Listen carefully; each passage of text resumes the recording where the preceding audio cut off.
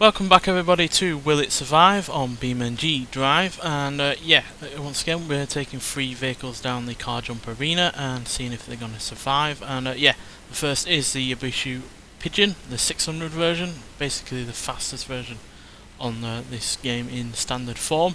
So it's an extremely light car, doesn't have much in the way of power or speed, but it should hopefully survive because these are quite tough. Purely because they have very little in the way of weight going from them. So they're rather strong chassis and wheels, 3 of them in fact, are reasonably strong for a car of this type. Because there's not much in the way of bodywork, they tend to hold up really rather well. But because it is so light, it's being flown around by the aerodynamics. That's landed mostly on the bodywork there, which is fine, because the bodywork is not essential to the functioning of the vehicle. It is rolling, which is not good, because that can expose wheels to damage. Just hit the bodywork, and on the essential engineering parts. I think we survived. It's all about whether or not that wheel is still able to turn around and all that lot. It is only one wheel. Yep, it's fine. The Pigeon has survived completely, pretty much intact. Does turn to the left a fair old bit, because that wheel has been conked out a little fair old amount.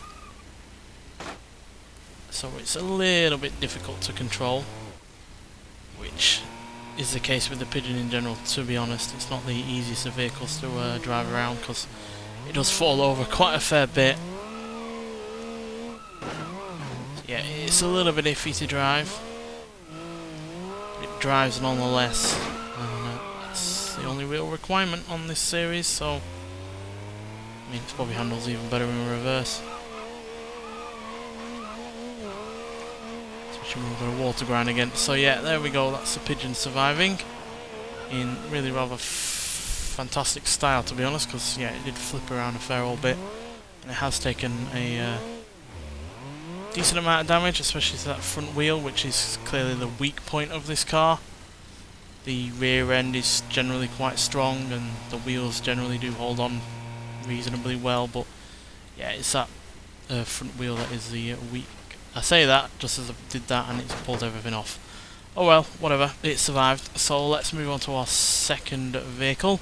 I think we're going to go for a Grand Marshal. We've not done one of them for a while, and we're going to go for a different version than we've tried before. We've only had the Taxi before, so we're going to go for the long wheelbase V12. So not only is it longer than the standard car, but it also has a V12 engine, which packs a fair old punch. 240 pounds-feet of torque, 217 brake horsepower, and decent amount of 0 to 60 time in the light. But it's not a properly quick car. It's not like a V12 in a hypercar or supercar or anything like that. It's more of a luxury V12.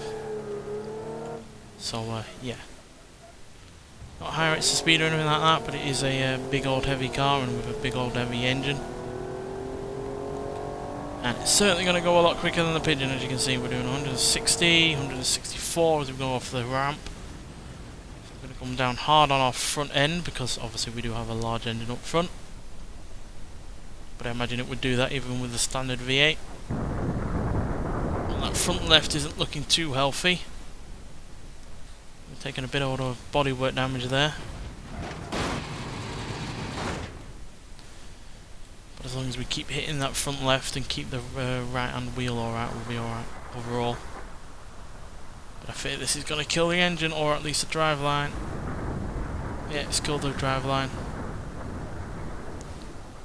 It's a shame, but it is a big long car, so that driveline is quite a fairly big weak point, to be honest.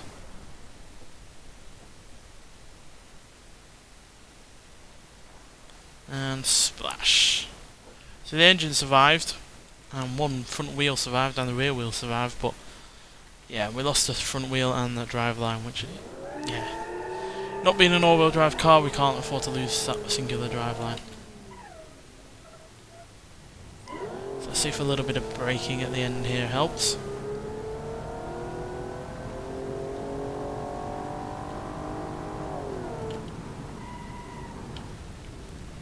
obviously we don't want to go too slow or we'll hit that hump, and that generally sends you back up into the air and causes even more damage, which is not helpful. So it's looking healthier at the front than last time. We are still careening towards that wall, probably because the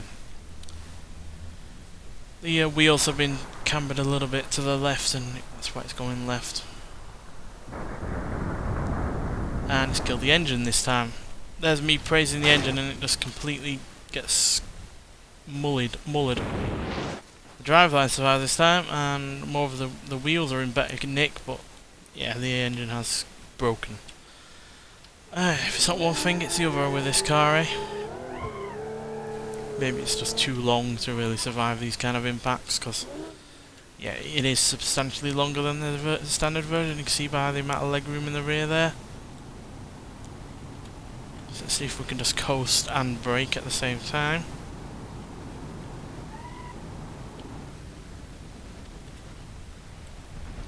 That looks better. Suspension does not seem to have collapsed.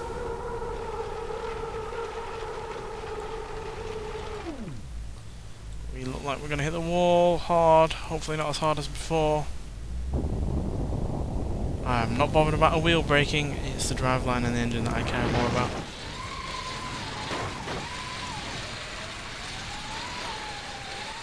I think we've survived.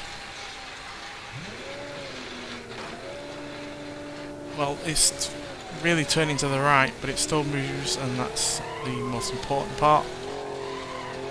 A lot of cars wanting to turn to the right today with their singular front wheel.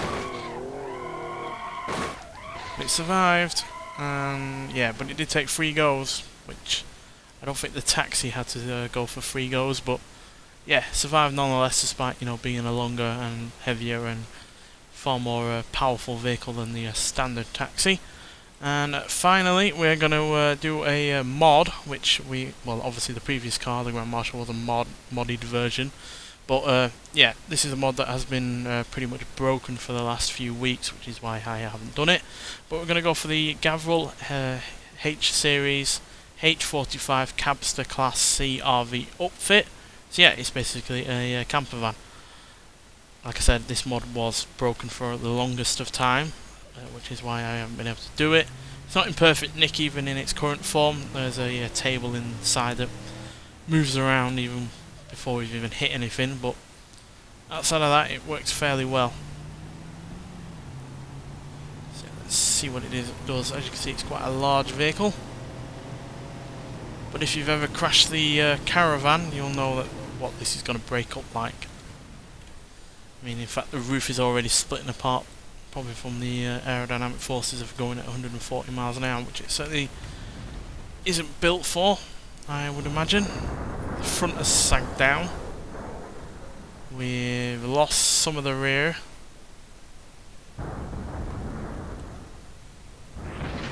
We're losing the side panels.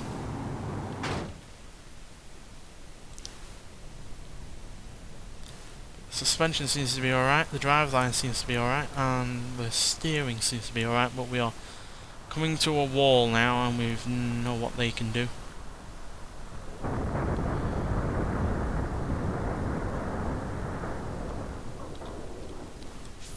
Not sure if this is all-wheel drive or not, so I have... Oh, it doesn't matter, the front drive shaft is broken. So it is all-wheel drive, I suspect.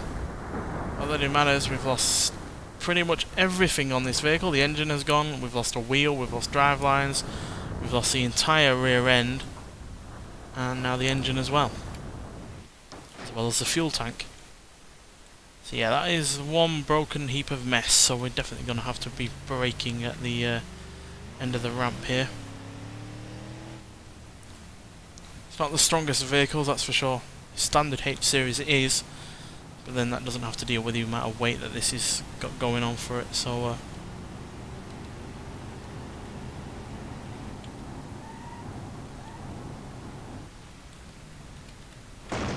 well, we hit the hump, which is not good. It usually isn't. Seem to have gotten away with it mostly.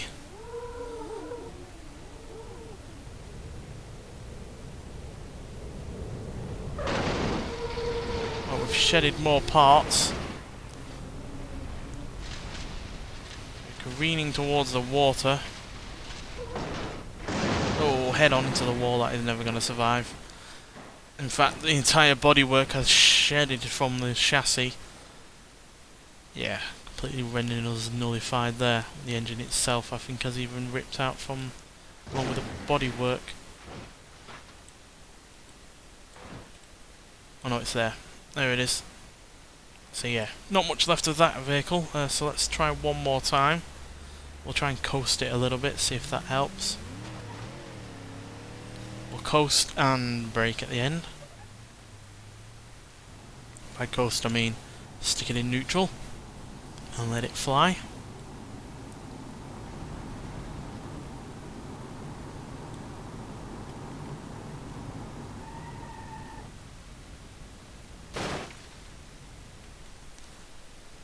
Right, so we've hit the hump and we're flying it in the air once again after coming off the ramp. But if we hit the substantial parts of the bodywork, then we should be okay. Seem to have broken a front wheel though already, and we've lost the radiator.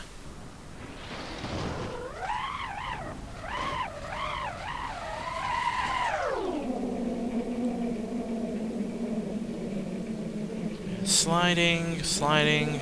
Is this going to be a good slide or a bad slide? The exhaust has been damaged. Really all that bothered about that, to be honest. Has it survived? I think we're pinned under a lot of the camper elements to this, to be honest.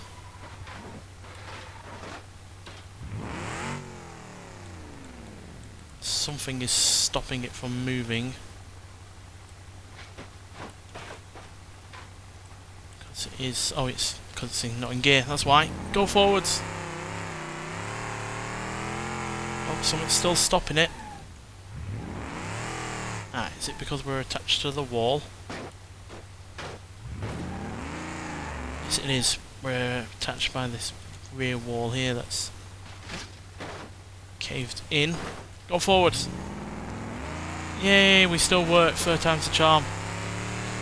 With this and the Grand Marshal. I mean, we're dragging a lot of what was the living accommodation behind us, but we still move, we still get speed, we're still able to steer somewhat. Oh, that's jammed the rear wheel up a little bit, I think. Never mind, we can still go. Lost the door, the cab, lost more bodywork, but we've survived somehow, despite being quite a heavy thing and obviously being quite fragile in terms of the bodywork. But it survived, and yeah, reasonably intact as well, I should say so. Obviously we've lost the radiator, we've lost a lot of the bodywork, but still reasonably steers, as you can see. The engine still works, driveline's alright, and yeah, we're able to at least get down here to pass on this series. So yeah, that is fairly impressive, to be honest. I really wasn't expecting the Campervan to be survivable, to be honest, because of all of the weight it had going on for it, and the fact it's still not even a slow vehicle despite having all of that weight and being quite big. So yeah, majorly surprised that it survived, but yeah, everything survived today, which I don't think's happened very often on this series. But nonetheless, thanks for watching, and I'll see you in the next one. Bye.